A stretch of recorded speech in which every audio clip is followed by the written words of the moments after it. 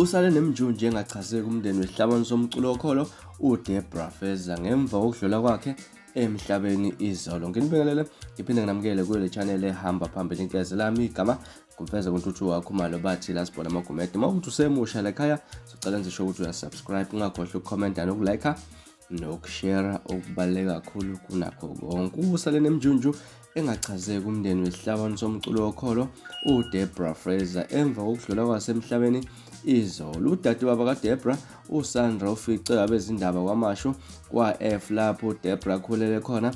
Uthe nakuba ngeke kande kakhulu ngamazi ngoba akagunyaziwe umndeni ukuba khulume nabezindaba, kodwa uthe usakhungathekile kuphele nasozwaneni ngokudlula emhlabeni ukadadewabo. uDeborah ubehlala eGoli lapho befika ngokuvakasha. Silitholile impela ucingo oluvele emndenini wethu oseGoli usazisa ngokudlula kwakhe emhlabeni khona namuhla esho laphana ngalo usuku la izolo ngezikhathi zasemini, kuchaza uSandra ungudadewabo kaDeborah omdala. Uthe ubegcine nje ukuba nabo ekhaya kwamasha emasontweni amabili adlula. Uthe udadewabo ubebuthaka kusukela ekuqaleni kwalonyaka waze wagcina esesebenzisa isihlalo samasonto. Umngani kamufi omazi ukusuka esemncane unkosazana Mamathu Mbatha uthe uDeborah wabonakala esemncane ukuthi lidibanga azolihamba emculweni kusukela sebancane.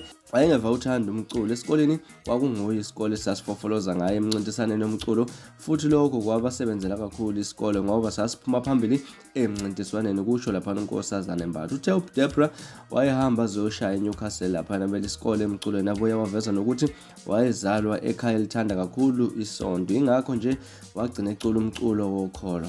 Unina wayesenta kakhulu laphana nomndeni wakhe wonke ehamba isonto. Cishe uthando lomculo wokholo lwavela lapho, kusho unkosazana Mbatha. Uthe uzubuhlungu ukudlula kwaDeborah ngoba ubenezinhlelo zokuyombona eGoli kulo leli sonto. Uthe uzomkhumbula nje ngokuba umngane oneqiniso ongazwani nento ebhedayo laphana, futhi ehlala ehleka njalo. Isitatimende esikhishwe umndeni ezinkundleni zokuxhumana kuvela ukuthi uDeborah udlule emhlabeni ezungezwe umndeni nabanga. Umndeni ucela ukuthi unikezwe ithuba lokuthi ubhekane ngokuthula nesimo esiwehlele. Kwagcizelelwa ukuthi umphakathi uzokwazisa ngokuqhubeka kwezinsuku mayelana nezinhlelo zomngcwabo. Ezinkundleni zokuxhumana baningi abadlulisa amazwi abo enduduzo emndenini, phakathi kukhona i-EFF inkampani yomculo, iSambro nenkampani World Gospel Powerhouse ekazanele mbokala. uDeborah waduma ngamanoni athi hamba wesathane udlalile ngabantu, ngibe muhle nami lobo buhlungu, ukubala nje amba. Lokho wasebenzisana nenkakhe emculweni okubala kuze Soul Brothers,